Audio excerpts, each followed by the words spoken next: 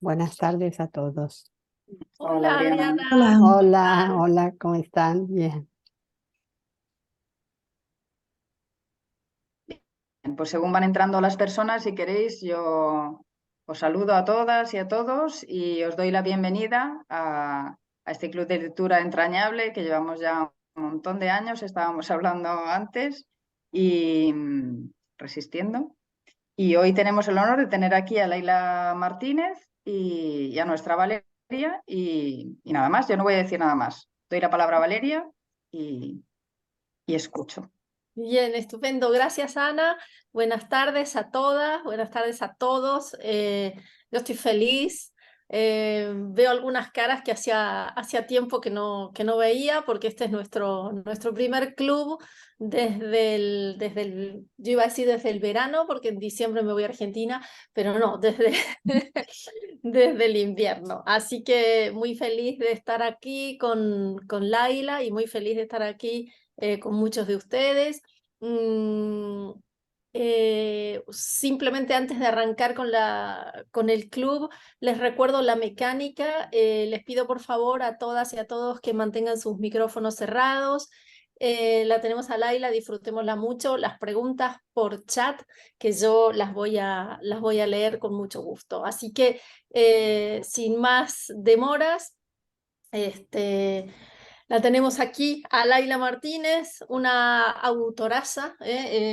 Bueno, esta novela yo sé que muchos de ustedes la han leído y quienes no la leyeron todavía, les recomiendo muchísimo su lectura. Yo le decía a Laila, yo estos clubes me los organizo, decía en broma, pero hay una parte que es verdad, me los organizo para hablar con las autoras y los autores que me encantan. Así que estoy feliz, así como si fuera mi cumpleaños. Laila, a mí no me gusta perder el tiempo en el club presentando a las autoras, porque Internet y la solapa de los libros tienen toda la información que necesitamos. Lo único que diré de Laila, que además de escritora, tiene una función editorial, es editora de una editorial independiente. Y vamos entonces con Carcoma. Bienvenida, Laila, mil gracias por estar acá y te cedo la palabra para que nos cuentes un poco cuál es la génesis de este libro, cómo se te ocurrió este libro.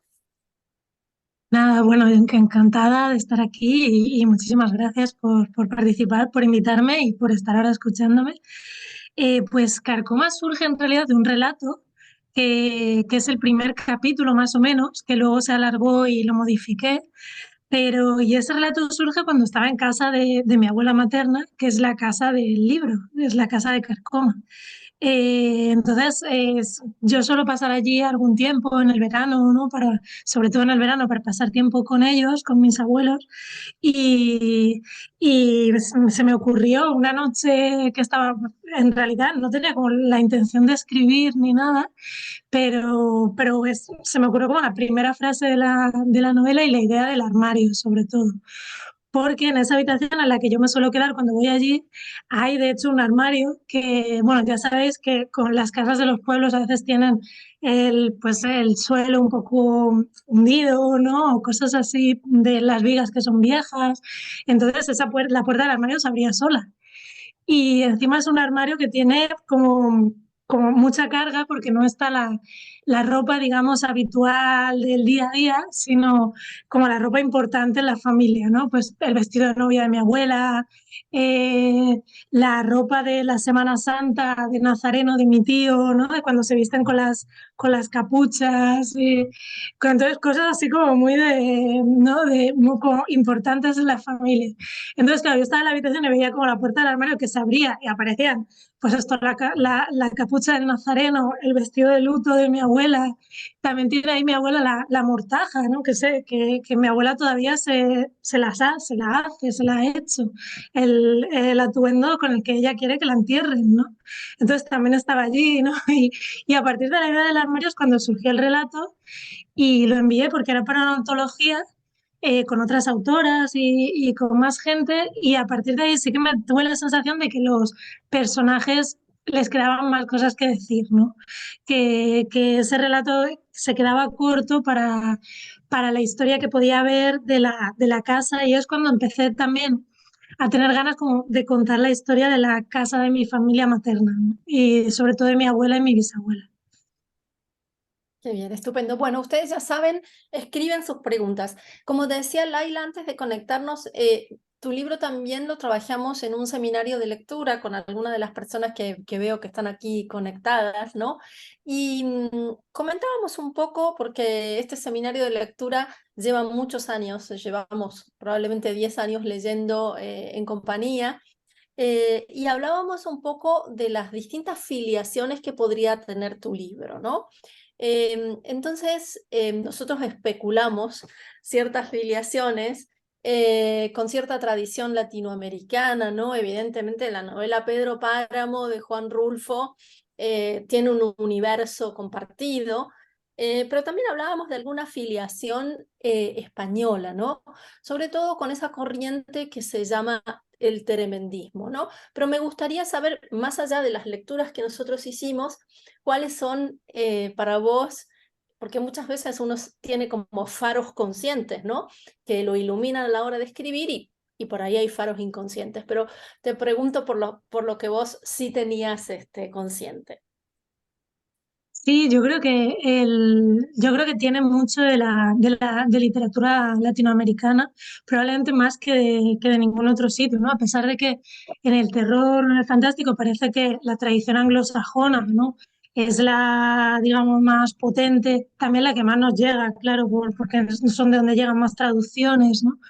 Pero realmente yo no la he leído tanto, salvo a Shirley Jackson, algunas cosas de Stephen King también, ¿no? Pero en realidad no la tengo, yo creo, tanto como en la cabeza cuando escribo, como la literatura latinoamericana, ¿no? El fantástico, el realismo mágico.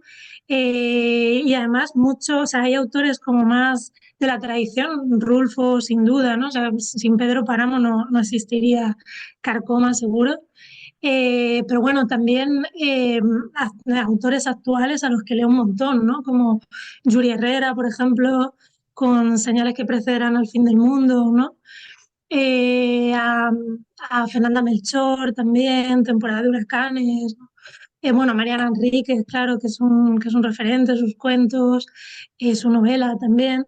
Y luego también un poco ahora también tenemos la suerte que en España llega mucho más de literatura latinoamericana que hace unos años, pues porque es más fácil la distribución, ¿no? Las editoriales algunas han montado como sucursales aquí, entonces antes yo misma me acuerdo de pedir algunos libros y que te costaba más el envío que el propio libro, como cosas así, ¿no? Y ahora, en cambio, es mucho más fácil, llega mucho más, o se publican, ¿no? Paralelamente en los dos sitios, aunque sean sellos diferentes. Entonces yo creo que tiene mucho. El otro día presentando a Bernardo Esquirca aquí en Madrid, que se lo había empezado, todavía no se lo había acabado Carcoma, pero se lo había empezado y me dijo, es un libro muy latinoamericano. Y la verdad es que me pareció un honor que me dijese eso, porque sí que creo que es con lo que más conecta, incluso yo diría que más que con la tradición española, ¿no? Aunque también hay pues cosas del romanticismo español, ¿no? Y de las leyendas de Becker, pero creo que sobre todo vamos por ahí. Bien, estupendo. Pues ya tenemos aquí preguntas. La primera es de Alesia, que te cita una parte del libro que dice, esta es la familia, un sitio donde te dan techo y comida a cambio de estar atrapada con un puñadico de vivos y otro de muertos. Todas las familias tienen a sus muertos debajo de la cama y te pregunta cuáles son los tuyos. Claro, es que en mi familia es, sobre todo mi abuela materna, ¿no? Mi familia materna, es como la convivencia con los fallecidos es una cosa muy habitual, ¿no? En la cultura de la muerte de esa zona, sobre todo con la idea de los aparecidos, ¿no? Los muertos de tu familia que se te aparecen cuando pues te aparecen en la habitación cuando estás a punto de dormir. Y es verdad que ahora ya se ha perdido un poco, pero la generación de mi abuela y las anteriores bastante habitual. O sea, yo me he encontrado en mi pueblo, hay gente que te dice que se le ha aparecido su madre en la habitación, ¿no? Como algo no muy, muy cotidiano, pero sí que no era extraño tampoco, ¿no? Entonces, claro, eso para mí es como yo me criaba mucho tiempo con mi abuela, entonces eso era como, es muy habitual, ¿no? Y luego, claro, también me parecía que servía como metáfora también de, pues lo ambivalente que es la institución de la familia, en realidad, ¿no? O sea, como dentro de una familia, incluso dentro de la misma familia, ¿no? Puede haber lo mejor y lo peor, ¿no? O sea, los cuidados, las relaciones, algunas de las relaciones más importantes y más significativas de tu vida y de más amor, ¿no? Pero también puede haber violencia, también hay odios, ¿no? Enquistados, también hay traumas que se transmiten. Y además ya no se trata solo como de buenas y malas familias, sino que dentro de la misma familia también pasa, ¿no? Incluso para la misma persona las relaciones son tan complejas, están tan cargadas, ¿no? De eso, de envidias, de rencores. Entonces me parecía que también era como muy fácil esa metáfora, ¿no? De las sombras que están como de una manera efectiva, digamos, pero también simbólica, ¿no? Como están en la tradición y en lo que mi abuela ve, ¿no? Y en lo que ella dice que ve, pero también como sirven como metáfora de todo eso que hay acumulado, ¿no? En la familia. Bien, estupendo. Ahora te paso con las siguientes preguntas, pero me parece que esta que tengo yo se vincula con algo de lo que estás diciendo. Una de las cosas que a mí me parece a nivel de escritura un hallazgo fantástico en tu libro es que hay un montón de cosas que pertenecen a una tradición de lo invisible, podríamos decir, que en tu libro se materializan, ¿no? Entonces, no solamente, por ejemplo, lo que por el hablar más rural de los personajes, ¿no? Que nunca dirían estoy nervioso, sino que mencionan algo en las tripas, ¿no? Pero también los personajes que van desapareciendo, ¿no? Ese marido que es solo una aureola en una sábana, y por el contrario, cosas que pertenecerían al orden de lo invisible que también se materializan, como los ángeles, que son estas mantis religiosas, ¿no? Entonces, me gustaría saber si nos puedes comentar algo de todo esto. Sí, claro, a mí me gusta mucho como la idea del umbral también, ¿no? De que esa frontera entre la realidad y lo que está más allá de la realidad, ¿no? El reino intermedio que se ha llamado, o el otro lado, ¿no? Si queremos llamarlo, que me gusta mucho como esa idea de que esa frontera no es tan, digamos, firme o física o material como a veces pensamos, ¿no? Que desde los fenómenos de éxtasis, ¿no? De las santas hasta los sueños, ¿no? Como que en verdad estamos pasando mucho más esa frontera de lo que creemos, ¿no? Entonces me gustaba esa idea como de que esa frontera fuese débil, ¿no? En el libro y lo que aparentemente, o sea, que hubiese ausencias de personas por un lado y presencias de cosas que no deberían estar por el otro, ¿no? Como que los dos lados, este lado de la realidad y el otro, estuviesen como muy relacionados, ¿no? No hubiese una separación clara entre ambos. Perfecto. Mira, aquí te dice Sara, no es una pregunta, es más bien un comentario. Dice que relaciona mucho Carcoma con un cuento de María Fernanda Ampuero que se llama Luto. Sí, María Fernanda Ampuero es un referente claro, la he leído un montón, o sea que seguro que está ahí. No recuerdo ahora exactamente cuál es ese relato, pero seguro que lo tengo, estas referencias ahí en la cabeza cuando lo escribí. Bien, estupendo. Mercedes te dice, García Márquez decía que él era un escritor realista porque el punto de partida era siempre un hecho real que él interpretaba con su sensibilidad del Caribe. ¿Se puede decir lo mismo de la escritura de Carcoma? Claro que con una sensibilidad de Castilla, ¿no? De Castilla-La Mancha.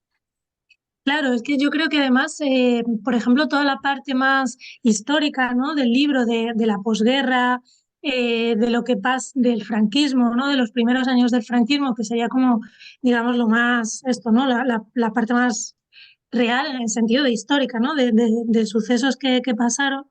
Claro, a mí me parecía que la metáfora, por ejemplo, de las sombras ya estaba hecha, ¿no? O sea, que casi no tenía ni que yo hacer nada, ¿no? Simplemente era esto, aplicarle como esta visión o esta sensibilidad, ¿no? o esta doble visión que decía Blake, William Blake, de cuando ves una flor, pues ves digamos, lo que dice la botánica de la flor, pero también ves como toda lo que significa, ¿no? La carga simbólica, las leyendas, como ver las dos cosas a la vez. Entonces es un poco eso, en realidad, lo que hice, por ejemplo, con toda esa parte de la posguerra, ¿no? De las sombras que bajan del monte, que claro, mi pueblo, toda esa zona del interior y el levante peninsular, fue la última que cayó bajo la dictadura franquista y tuvo mucha represión, bueno, represión hubo en todos los sitios, ¿no? Pero ahí fue especialmente dura y, y claro, muchos cuando ya se sabía, ¿no?, que se había perdido la guerra, muchos hombres se fueron al monte, algunos por compromisos políticos, porque pensaban además que la dictadura no iba a durar nada, ¿no?, que Franco iba a caer enseguida, porque Estados Unidos, o sea, Inglaterra, Francia iban a intervenir, y otros por simple supervivencia, porque sabían que iban a venir a por ellos sí, en cuanto pudiesen, ¿no? Entonces se fueron muchos al monte, como a la guerrilla, ¿no? En el monte, a hacer como labores de guerrilla. Entonces eran esas sombras que por la noche bajaban a los pueblos, pues a por comida, por medicinas, a saber cómo estaba su familia, y que además muchos murieron allí y que hoy no siguen sin encontrarse, ¿no? Siguen desaparecidos porque los ricos del pueblo los iban a cazar, literalmente. Que eso aparece en Carcoma y era así, ¿no? Los Jarabo, que fue una familia real, que es así que además, quise poner su nombre de verdad, porque son como los terratenientes del pueblo, pero además el padre fue ministro de Justicia con Franco, ¿no? O sea, era una gente muy bien situada, dentro de que se situó muy bien en la dictadura, ¿no? Ellos con el total el permiso de la Guardia Civil iban al monte a cazar gente como se cazan jabalíes o como se cazan no, pues, ciervos. Y entonces, claro, era esta idea de las sombras, ¿no?, cuando estaban vivos, pero también las sombras luego como su ausencia, ¿no?, cuando murieron y siguen desaparecidos, ¿no?, porque muchos nadie los encontró nunca, ¿no? Y entonces, claro, era como esto, ¿no? Era muy fácil, o sea, aplicar un poco esa doble visión o, o a lo que ya existía, porque, no sé, me parecía que desde el fantástico y del terror era muy fácil hacer algo que ya había sido terrorífico de por sí, ¿no? Y que ya había tenido mucha esa carga de fantasmas, de heridas que nos han cerrado, ¿no? Que al final un fantasma es eso, ¿no? Una herida que sigue abierta. Claro, claro. Hay un cuento, no sé si lo conoces, de José María Merino, que se llama El Desertor, y que habla ¿No? justamente, sí, que habla justamente de uno de esta gente que se escondía en los montes, ¿no? Bueno, Me lo voy a buscar. sí, busca, y además es una aparición de la noche de San Juan. Yo creo que tiene, bueno, son esas filiaciones de cosas que uno ni siquiera sabe que están ahí, ¿no? Porque es un cuento viejo de él, así que sí.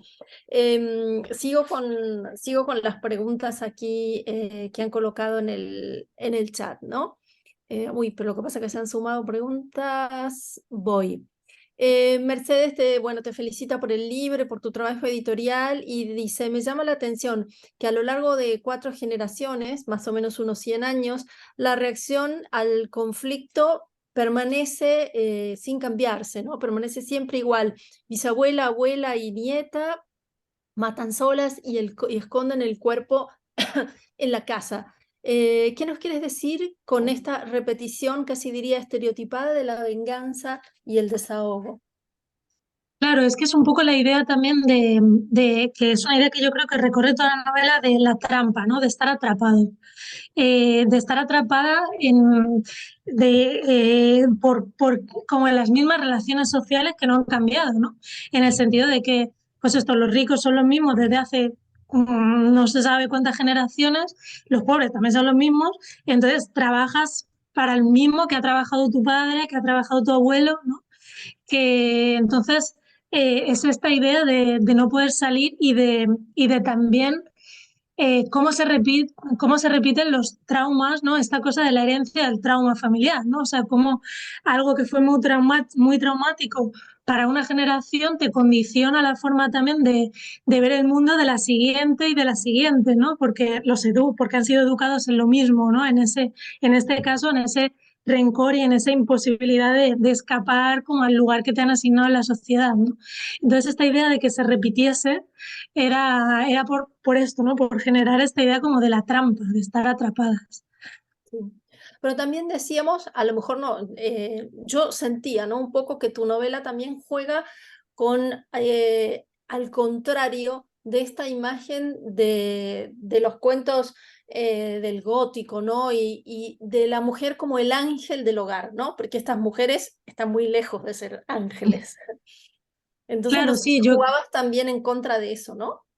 claro, yo quería personajes también que fuesen como un poco moralmente cuestionables, ¿no? Y que hiciesen cosas también porque creo que cuando vives en un ambiente violento, ¿no? Y cuando sufres violencia, eh, generalmente tiendes a reproducirla, o sea, o haces un ejercicio consciente de, ¿no? Pues de saber de dónde viene esa violencia, ubicarla y no querer reproducirla, es muy fácil que la reproduzcas, ¿no?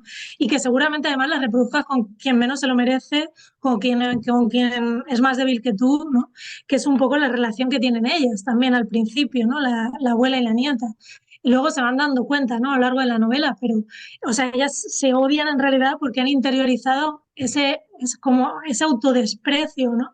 Ese desprecio en el que viven lo han interiorizado y se ha convertido en autodesprecio y en desprecio a los que tienen alrededor, aunque no tienen la culpa de la situación ni han generado la violencia, ¿no? Pero claro, yo creo que esto es muy fácil que pase, ¿no? Hasta que eso lo ubicas realmente, ¿no? Y lo reflexionas.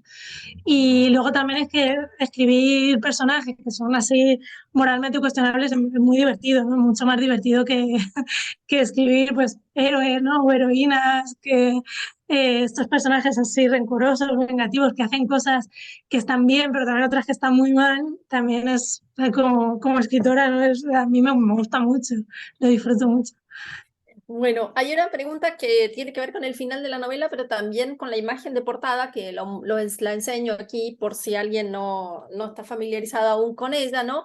Es de Jean-Claude que te dice, bueno, la portada tiene un dibujo como si fuera de cómic, ¿no? Que provoca una cierta sensación de alegría, como en el final de la novela, ¿no? Te pregunta. Sí, de hecho es que con eso te hablé bastante con la editora porque la primera idea era como mucho más oscura, como más, digamos, propia del terror, con negros, ¿no? Colores oscuros y demás.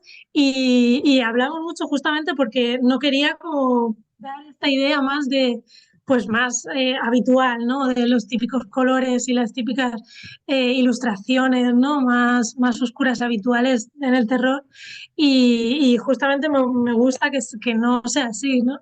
Y ahora que van saliendo o que me empiezan a enseñar las ediciones así de otros países, ¿no?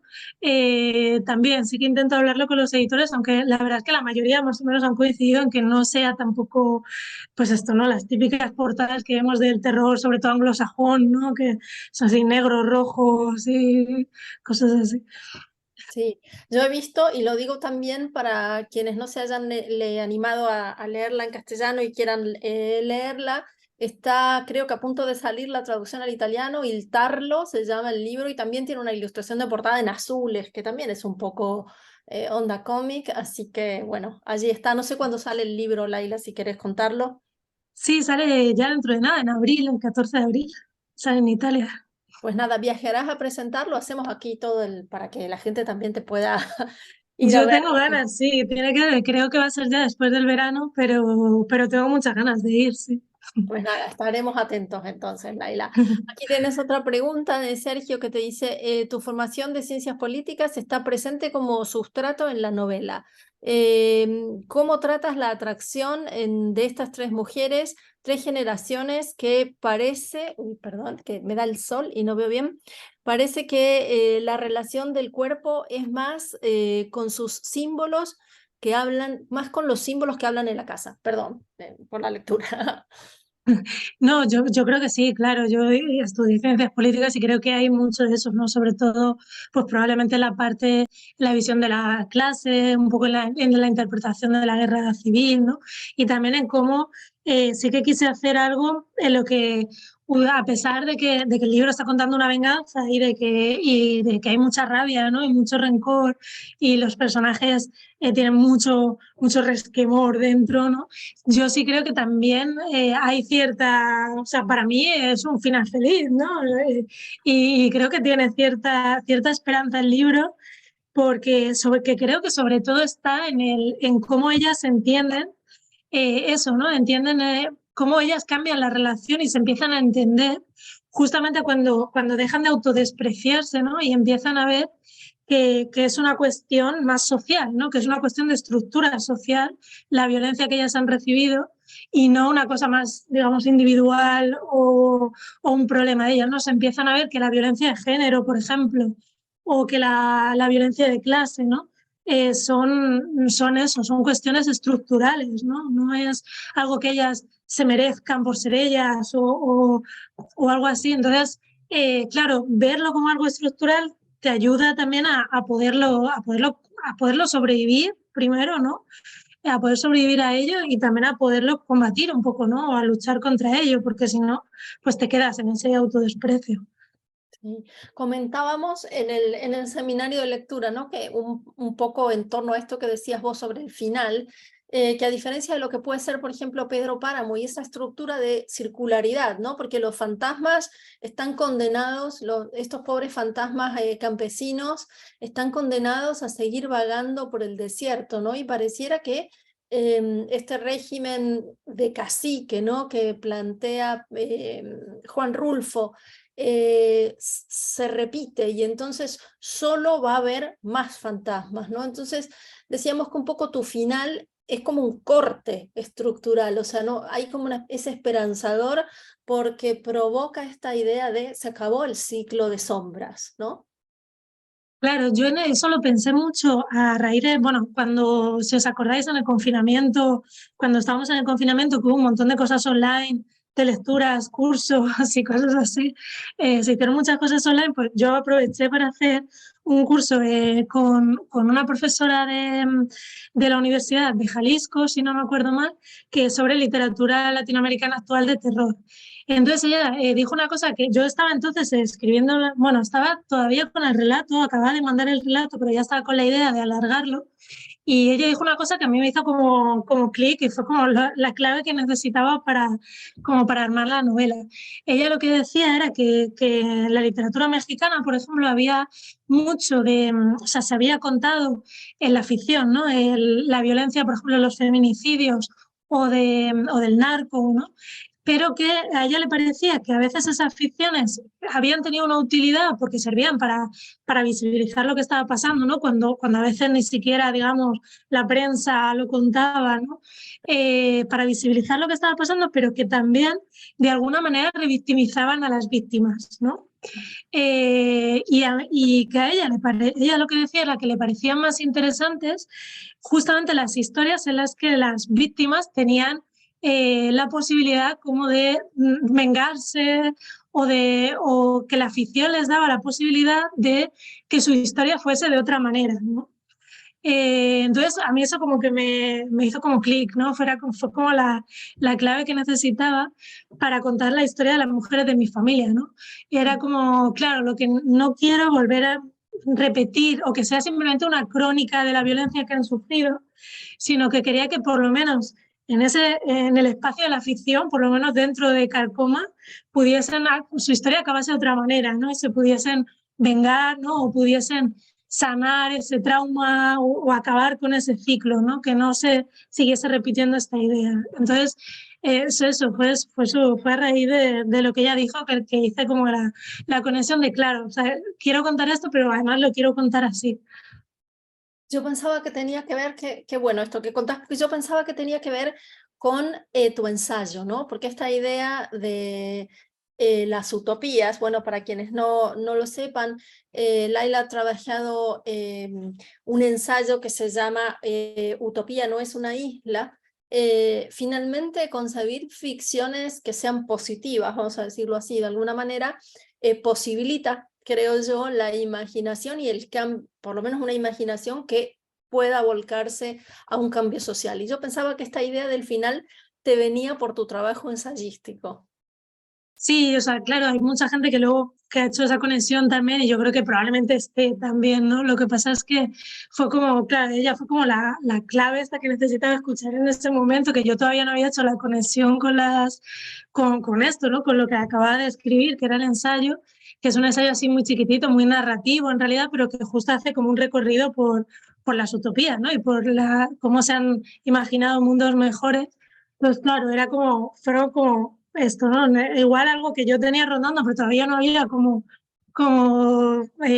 puesto en claro, ¿no? En mi cabeza, justo como esta idea de ella me dio, ya lo unió todo, ¿no? Lo hizo que todo ya empezase a rodar.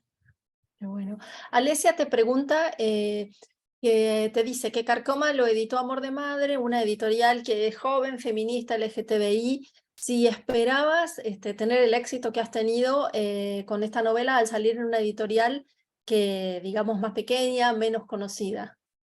Nada, o sea, yo no, ha sido todo como un regalo, o sea, no sé si los autores lo esperan, ¿no? Alguna vez, o sea, o igual autores muy, muy consolidados que ya son súper ventas, pero claro, especialmente cuando publicas pues tu primera novela en una editorial así chiquitita que también pues tampoco tiene tanta distribución ni tanta capacidad de llegar pues a los medios, ¿no? O cosas así. Claro, yo la escribí muy inconsciente, ¿no? Como muy, bueno, lo que salga, voy a hacer lo que realmente quiera, como sin ninguna expectativa, sin ninguna presión tampoco, ¿no?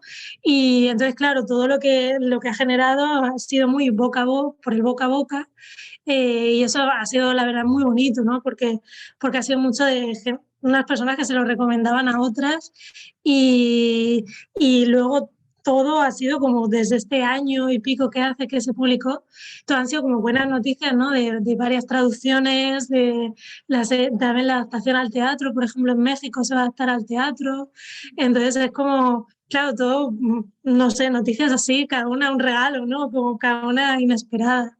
Sí que ahora, por ejemplo, que ya estoy empezando a trabajar en otra novela, ahora sí que noto, por ejemplo, mucho más, como mucha más presión, ¿no? O sea, o noto más esa cosa de, que por lo menos le gusta también a la gente, ¿no? Que la primera vez fue como nada, completamente inconsciente en ese sentido, y ahora sí que lo noto un poco, ¿no? Noto como un poco el peso ahí de que haya gustado ya. Bien. Pregunta Jean-Claude, ¿qué simboliza el dolor y la caída de la muela? Pues a mí claro, todo esto de los cuerpos que aparecen, ¿no? Varias ocasiones, como las deformidades corporales, yo solo lo pienso mucho en la relación que tiene con eso, ¿no? Con las propias violencias que vivimos, o sea, con cómo las violencias de clase, de género, se reflejan en los cuerpos al final, ¿no? Pues esto lo cuenta muy bien Edouard Louis, el autor bueno, no sé si se pronuncia muy bien su nombre porque no sé nada de francés, pero un autor francés muy jovencito, que publicó un libro, creo que era su tercer o cuarto libro ya, o sea, tiene una carrera muy larga y muy exitosa a pesar de que tiene 30 años. Escribió un libro sobre su padre, sobre las enfermedades laborales de su padre, ¿no? Y las deformidades físicas que le había provocado el trabajo a su padre. Es un libro así muy cortito, se llama ¿Quién mató a mi padre? Y en Francia además fue bastante un escándalo, ¿no? Tuvo mucha repercusión porque acusaba directamente también a gente, ¿no? De eso que le había pasado a su padre, y acusaba a, a los recortes, ¿no? En el estado social, ¿no? En el estado del bienestar. Y a mí toda esa idea también un poco de cómo pues el simple hecho no sé, de estar sentada 10 horas al día trabajando en el ordenador, te acaba generando un dolor en el cuerpo, ¿no? O yo qué sé, no sé, mi padre, por ejemplo, pues ha trabajado mucho tiempo en la clasificación de la basura, del reciclaje de basura, que es un trabajo muy duro porque es muy desagradable, ¿no? A nadie le gusta estar ahí, muy repetitivo. y cómo, por ejemplo, se le quedaba el olor, ¿no? Y era imposible quitárselo, a pesar de que se duchase y tenía que comprarse jabones especiales, ¿no? Pero cómo se le quedaba en la ropa, en el pelo, ¿no? Entonces, claro, toda esa idea de cómo se refleja en el cuerpo, pues la clase, el género, la raza, ¿no? Todo eso no sé, me parecía como muy interesante y me parecía que tenía que estar, ¿no? Y que era también una forma de contarlo sin que a lo mejor se contase directamente. Por ejemplo, lo de los dientes aquí en España ha sido, bueno, y sigue siendo bastante marca de clase, porque, claro, el dentista no lo cubre la seguridad social, la sanidad pública. Entonces, pues, claro, la gente que tiene los dientes peor, pues es realmente porque no se lo puede pagar, ¿no?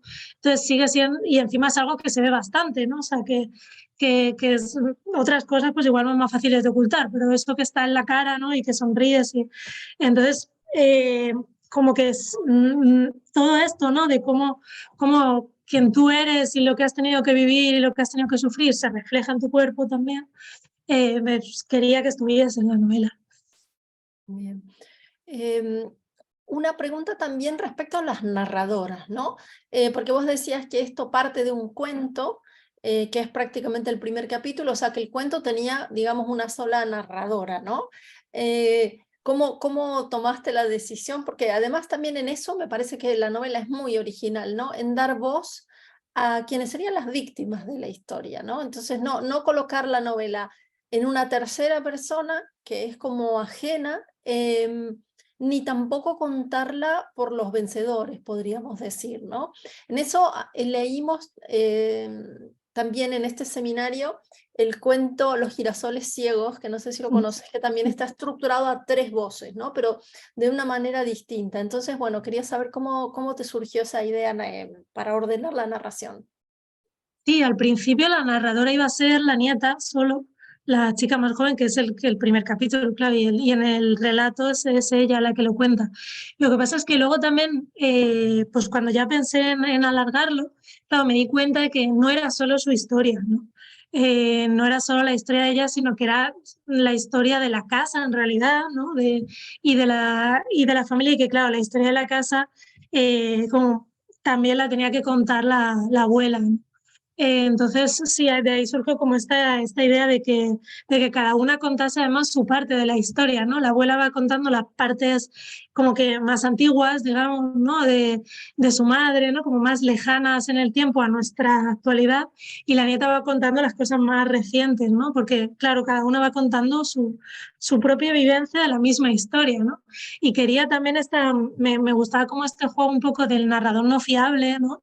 De que entre ellas ¿no? se engañasen o dijesen o se contradijesen, ¿no? O una dice una cosa y otra la cuenta de otra manera, porque en realidad es así, ¿no? O sea, cuando contamos una historia, pues cada una cuentas tu visión, pero te dejas otras cosas y a veces mientes a posta, ¿no? Porque hay cosas que no quieres contar y entonces, claro, como todo ese juego me parecía que tenía que estar. Me parecía un poco como muy de Henry James, que no sé si es un autor Sí. que has visitado. Otra de las cosas de las que conversamos bastante es el hecho de que, digamos, los Jarabo, ¿no? Se mencionan con nombre y apellido. Los personajes masculinos están casi siempre mencionados. También otros personajes secundarios tienen nombre al menos, ¿no? Sin embargo, las protagonistas no tienen nombre, ¿no? Entonces, bueno, que nos contaras algo de eso también, por favor. Sí, lo de los jarabos sí que fue como una decisión como muy política, ¿no? De ponerlos, además porque en esa zona es un apellido muy reconocible, ¿no?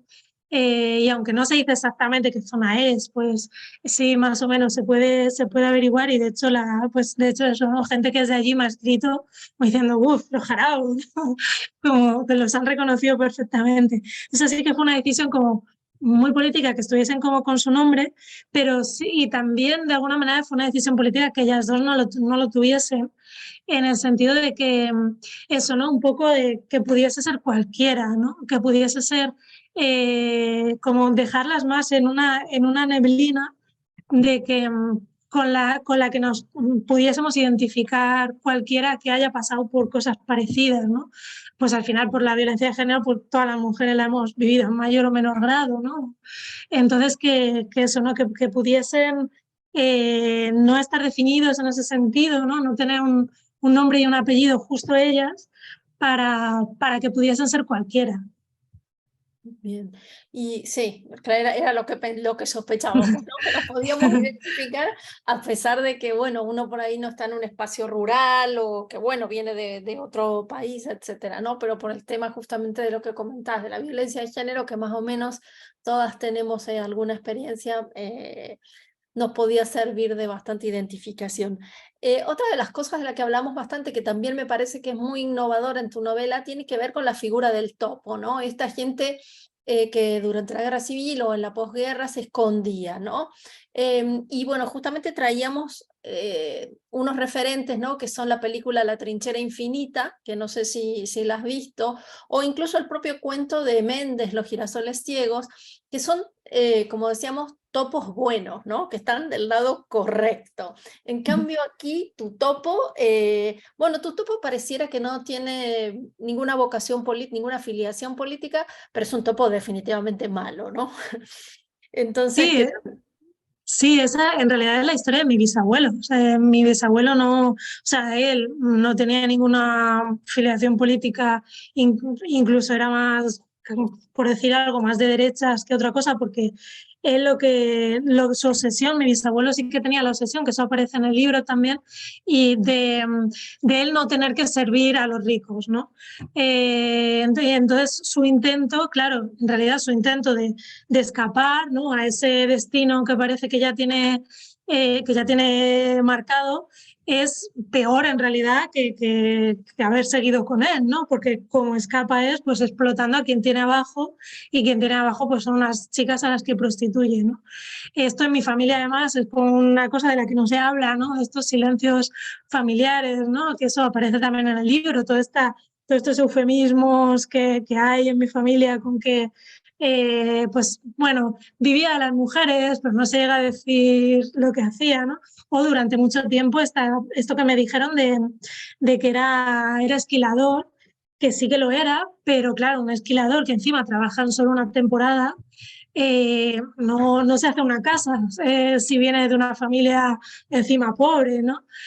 No se construye una casa, ¿no?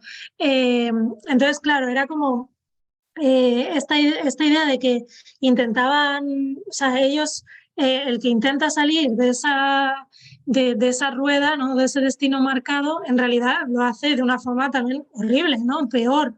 Por una cuestión de orgullo, de yo no voy a trabajar para los ricos, acaba en realidad pues explotando, ¿no? A mujeres y maltratándolas y prostituyéndolas. Entonces, claro, ¿no? Como pues esto, ¿no? Era esta idea de que él, claro, o sea, él tenía buena relación un poco con los ricos del pueblo, con los señoritos, en el sentido de que, bueno, mientras no te pases de una línea, haz lo que quieras, no nos molestes, incluso nos puedes venir bien, pero claro, cuando estalla la guerra, sabe que le van a hacer pagar cosas que ha hecho, ¿no? Y deudas que tiene, y él en realidad intentó, de hecho, durante la guerra intentó, bueno, se quemó un pie para no ir, para que no le llamasen a filas, o sea, lo metió en la hoguera directamente, no le sirvió porque no era suficiente herida, ¿no? Y después de la guerra huyó, o sea, primero intentó esconderse y luego intentó huir, y bueno, no le sirvió de nada en realidad. Pero o sea, la historia real le acabaron matando también. No acaba dentro de la casa, ¿no? Porque era esta la parte esta de la venganza que quería darles a ellas, ¿no? Pero también murió. Entonces, es verdad que era una persona bastante despreciable en muchos sentidos, ¿no? Y también pues en su ideología y su ideología, no sé si la tenía muy definida, pero en su forma de ver el mundo y de quién aprovecharse para medrar, ¿no? Entonces, claro, sí es verdad que no es pues este personaje a lo mejor que se ha contado, ¿no? Como en La trinchera infinita, de gente que tuvo que esconderse para que no les, para que, pues esto, ¿no? Para evitar las peores represalias políticas de la dictadura. En su caso no fue así, ¿no? En su caso fue una cuestión más pues de como de supervivencia, en un sentido muy material, ¿no? Y de deudas que tenía, de cosas que había hecho que sabía que ahora se las iban a cobrar, ¿no? Intenta pues aprovechar un poco eso para escapar, ¿no? Aprovechar ese momento de posguerra también en la que están desapareciendo gente, en la que hay gente intentando salir, ¿no? Del país por la frontera, pues para intentar librarse de eso. Claro. Aquí tenemos otra pregunta. Te dice Jean-Claude que la personalidad de la casa es muy evidente y pone ahí un par de extractos. A ella le revolvía la bilis que yo tuviese razón, que se hubiese cumplido lo que había dicho. Cada vez que nos gritábamos, la casa se estrechaba sobre nosotros. O el otro, por ejemplo, el resentimiento que nos teníamos, que había crecido tanto, que hinchaba las paredes de la casa. Si puedes comentar un poco acerca de esta personificación de la casa. Sí, bueno, en el terror, como La Casa Encantada, ¿no? Es un clásico. Además, el otro día estaba leyendo una pequeña antología que sacó una editorial de aquí sobre textos clásicos de la Roma clásica que ya hablan de casas encantadas, de fantasmas, de brujas, de maldiciones. Y es muy curioso porque, por ejemplo, las casas encantadas son exactamente igual que ahora. O sea, hace 2000 años, no sé, por ejemplo, leía un fragmento de Salustiano sobre la vida del emperador Augusto, ¿no? Y que por lo visto la casa del emperador Augusto, cuando ya él había muerto, estaba encantada, se decía que estaba encantada, ¿no? Y entonces cuenta ese trozo y hasta lo del arrastrar de cadenas, lo de las puertas que se abren, ¿no? Y se cierran, lo de los sonidos o las que crujen, ¿no? Todo esto ya, o sea, de eso ya en la Roma del siglo I, ¿no? Ya era casi igual a esa, sin variación, ¿no? Se ha mantenido. Claro que esto es, yo creo, significativo de que nos siga apelando, ¿no? O sea, de que esa metáfora, ese símbolo o esa idea de la casa como un sitio también un poco que puede ser peligroso, ¿no? En el que puede no ser ese lugar de refugio y tranquilidad, sí, sigue apelándonos tantos años después, tantos siglos después, y a pesar de todo, las películas, novelas, ¿no? que giran en torno a eso, sigue funcionando porque nos sigue diciendo algo, ¿no? Entonces, claro, yo que eso sí que le quería, ¿no? Que la casa tuviese esa personalidad, porque para también un poco representar lo cargada que está, ¿no? Porque eso, ¿no? La casa de mi abuela se construyó como se cuenta en la novela, ha sido la casa familiar, ¿no? Entonces, también es la casa donde mi abuela dice pues, que se le ha aparecido su madre, ¿no? Y que ve cosas. Entonces tiene como una carga dentro de la familia muy fuerte que yo la representé un poco así, ¿no? Con esta idea de que fuese un personaje más, ¿no? De que reaccionase al estado de ánimo de los personajes, ¿no? De que tuviese eso como casi un poco su propia personalidad. Bien. Pero comentábamos, a ver si estás de acuerdo, Laila, comentábamos un poco entre la gente del seminario que a pesar de tener un montón de estos motivos del terror, la casa encantada, las apariciones, y que más o menos la crítica te ha catalogado la novela dentro del género de terror, a nosotros nos parecía mucho más cercano al horror, a una novela sin ser de tesis, ¿no? Pero que hable de violencias, de distintas clases de violencia, ¿no? ¿Cómo lo ves a eso? Sí, de todas formas, yo creo que en verdad, por ejemplo, el género del terror en general es, yo creo, a veces mucho más político de lo que parece a simple vista, ¿no? El otro día, por ejemplo, me lo preguntaban en una charla que di dentro de un festival literario y puse el ejemplo de esto que parece un cliché de las películas estadounidenses de hacer la casa encima del cementerio indio, ¿no? Y de que las apariciones surjan por la urbanización que está encima del cementerio, ¿no? Claro, pero si lo piensas, pues es toda una película como Poltergeist, ¿no? Que es como esa idea. Claro, si lo piensas, en realidad, aunque no hable de la colonización, ¿no? Así no, eso no aparezca como tal, en realidad está contando eso, ¿no? Está diciendo, jolín, fíjate, o sea, has acabado con los pueblos originarios, a los que quedaban los has metido en reservas. Hoy en día siguen estando con niveles de pobreza, de racismo, de alcoholismo enormes, de desempleo, ¿no? Y no contento con eso, en los sitios que quedaban sagrados, encima vas y haces una organización de chalés encima, ¿no? O sea, es como un símbolo pues eso, ¿no? De la violencia colonial y del racismo, ¿no? Y a mí me parecía como que, aunque pues esto, Poltergeist no dice nada de eso, pero en el fondo es fácil, ¿no? Como hacer la metáfora, ¿no? O ver la metáfora. O sea, aunque no sean películas estrictamente políticas, digamos, o que parece que no están hablando de política, en realidad muchos de esos símbolos del terror o de esto, ¿no? Casi, que algunos son casi clichés ya, están remitiendo a cosas que son profundamente políticas, ¿no? O, por ejemplo, también ponía el ejemplo del subgénero de la posesión, ¿no? De que, claro, siempre son chicas jóvenes, siempre mujeres y generalmente casi siempre chicas jóvenes que además, pues esto hay muchas connotaciones con lo erótico y con la sexualidad siempre en esas películas y además viene luego el representante, digamos, claro del patriarcado, que es el sacerdote, ¿no? A un hombre, además, y encima sacerdote, como a quitar el demonio, ¿no? Entonces, claro, es eso, aunque no estén hablando abiertamente o no aparezca abiertamente la cuestión de la sexualidad de las mujeres y de la sexualidad adolescente y del despertar sexual, en realidad está hablando de eso, ¿no? O sea, yo creo que en el terror el terror sirve mucho justamente para contar, sin a lo mejor tener que hacer una muy evidente algo, ¿no? Contar un montón de estas cosas, ¿no? Por estas violencias o de estos o cosas sociales, ¿no? O cuestiones sociales, cuestiones políticas. Sí, aquí tienes otra pregunta de Alesia que dice, hace unos años escribiste un libro sobre la maternidad subrogada. ¿Estás siguiendo el debate que está ocupando ahora Italia u otras formas de esto que haya llegado a España?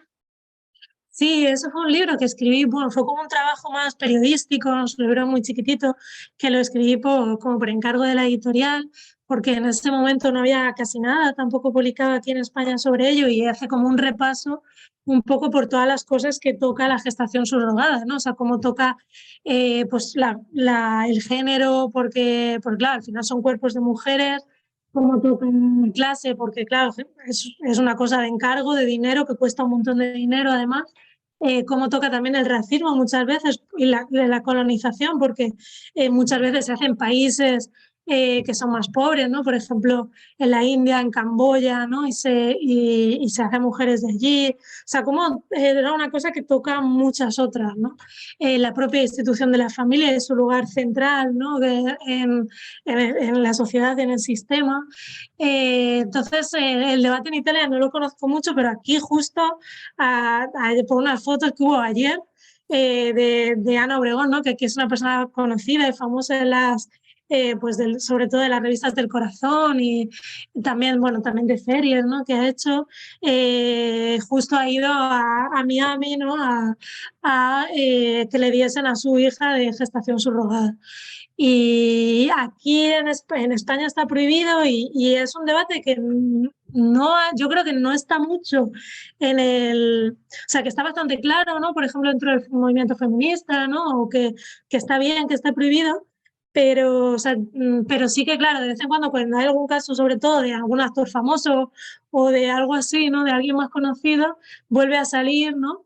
Y porque claro, aquí está prohibido que se haga, pero no está prohibido, digamos, registrar a esos niños como hijos tuyos, ¿no? O sea, entonces, claro, al final es una cosa un poco perversa porque no lo puedes hacer aquí, pero sí luego los puedes registrar y tenerlos aquí, con lo cual es como sacar el problema en realidad de fuera, ¿no? O sea, dárselo a otro país, ¿no? Y evitar un poco como el problema y el debate, pero en realidad aquí sí lo puede registrar, ¿no? Como hijo tuyo, entonces tampoco se soluciona mucho, ¿no? pero bueno, yo sí creo que eso, el debate literario no lo conozco, pero aquí surge de vez en cuando, sobre todo cuando hay un caso así mediático, y más o menos sí que está claro, yo creo, las posturas dentro del feminismo, pero sí que creo que todavía quedan muchas cosas, claro, por hacer y esto, ¿no? Esto también de al final que no sea echar balones fuera, ¿no? La legislación que hay un poco en España. Sí.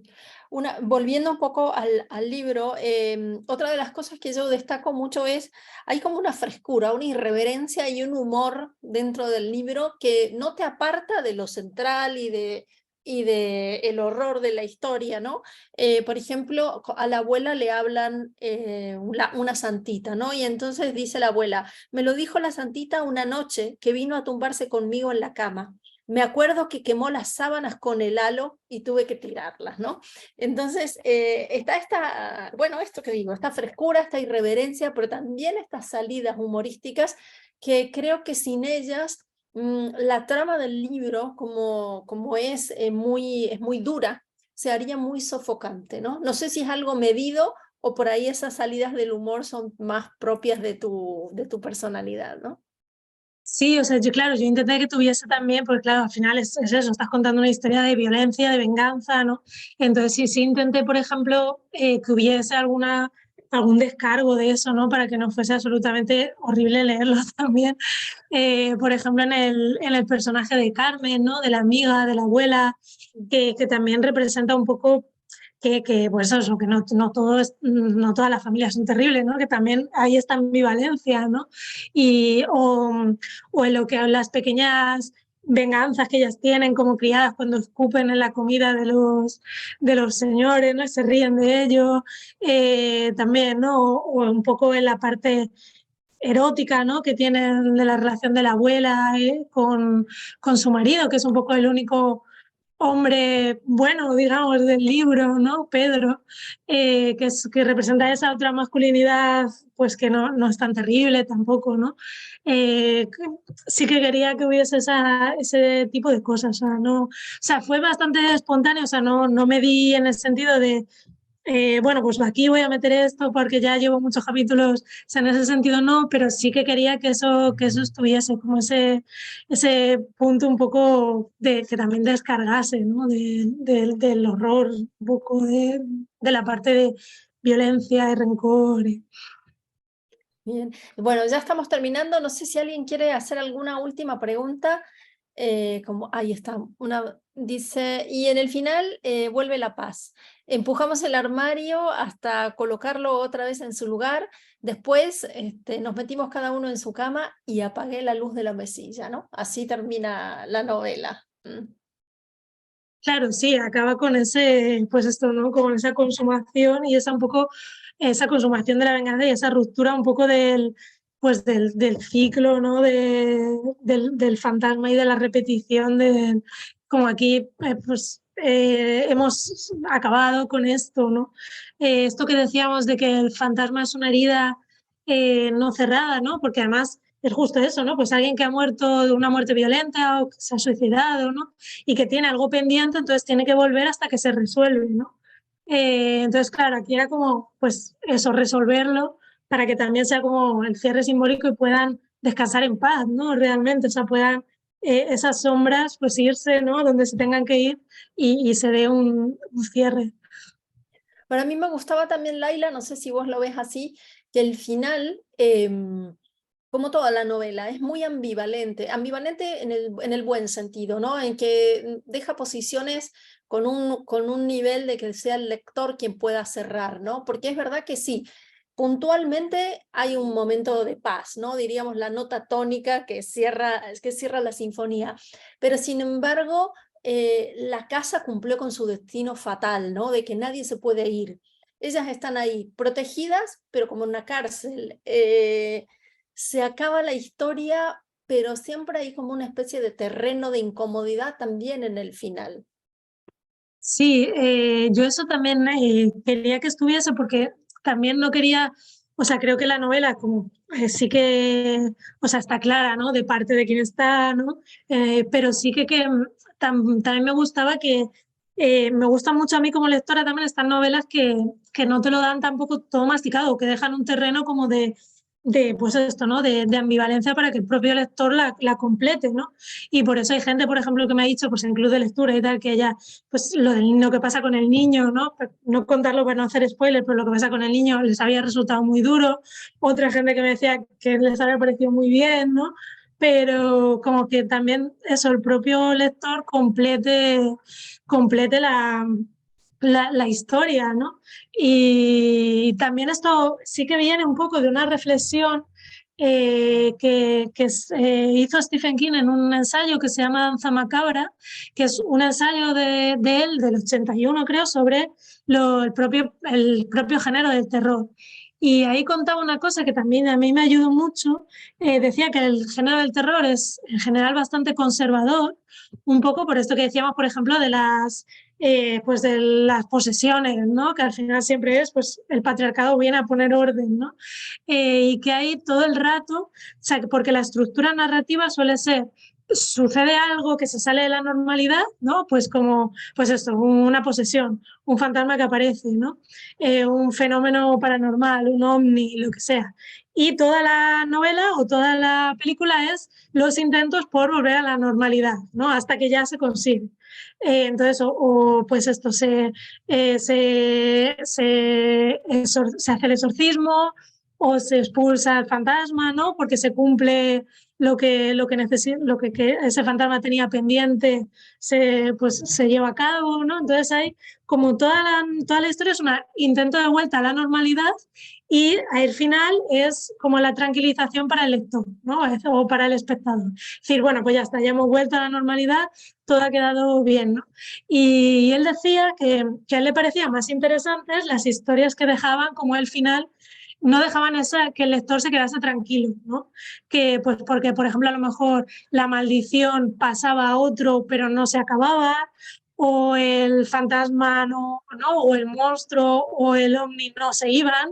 Entonces, que estos finales que te dejaban como intranquilo, que le parecían mucho más interesantes narrativamente y también incluso políticamente en el sentido de que cuestionaban la propia normalidad, ¿no? También decían que la propia normalidad puede ser muy violenta, ¿no? No había ese intento de volver a ella como sea, ¿no? Sino que se quedaba la cosa abierta, ¿no? Y a mí eso también me ayudó como mucho a pensarlo así y me influyó mucho, ¿no? A partir de ahí, con las películas que veo o las tal, lo pienso mucho, ¿no? Si han dejado este final más abierto o es un final tranquilizador, ¿no? Y de vuelta al orden, ¿no? Y a la normalidad. Entonces ahí también yo creo que eso estaba claramente como en la idea del final de Carcoma. Has dicho, y ya te dejamos con esta pregunta, que estás escribiendo una nueva novela. Yo sé que mucha gente se quedó con ganas de saber más de la abuela y la nieta. ¿Hay saga de Carcoma?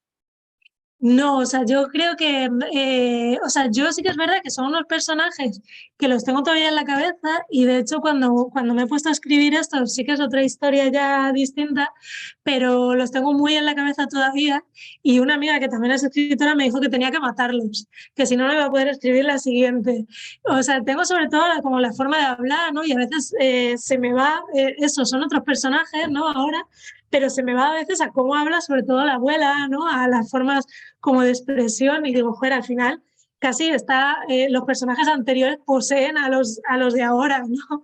Y una amiga me dijo, lo que tienes que hacer es escribir un cuento o lo que sea, aunque sea para ti, los como de cierre, aunque no lo publiques, pero que lo cierren mentalmente, ¿no? Que las mates directamente, entonces ya no puedan poseer a los siguientes, ¿no? Y sí que es verdad que eso me está costando, ¿no? Como hacer la voz propia de los personajes nuevos porque se me contagian todo el rato de las otras. Entonces yo creo que al final inevitablemente habrá algo de ellas también, pero sí que es otra historia diferente y con otros personajes y todo. Bueno, Laila, muchísimas gracias bueno, por tu generosidad explicándonos todas las cuestiones que trajimos. Muchísimas gracias y enhorabuena por la novela estupenda y bueno, y todo lo mejor para la próxima y para la promoción de las traducciones también del libro. Y bueno, y a todos y a todas las que están aquí, muchas gracias. por estar una vez más con nosotros. La próxima vez, pequeño aviso, la próxima vez Alejandro Zambra en el Club de Abril con una novela también sobre casas, porque este año estamos pensando, esto no te lo dije Laila, pero este año estamos pensando las distintas funciones y valores simbólicos que tienen las casas en la literatura contemporánea, y el libro de Alejandro Zambra es Formas de volver a casa, así que los invito a todos a leerla. Y a quienes no leyeron todavía Laila, a abordar la lectura de Carcoma. Muchísimas gracias a todas y a todos. Y gracias, Laila. Chao, un placer, muchas gracias. Chao. Hola. Chao. Chao, chao.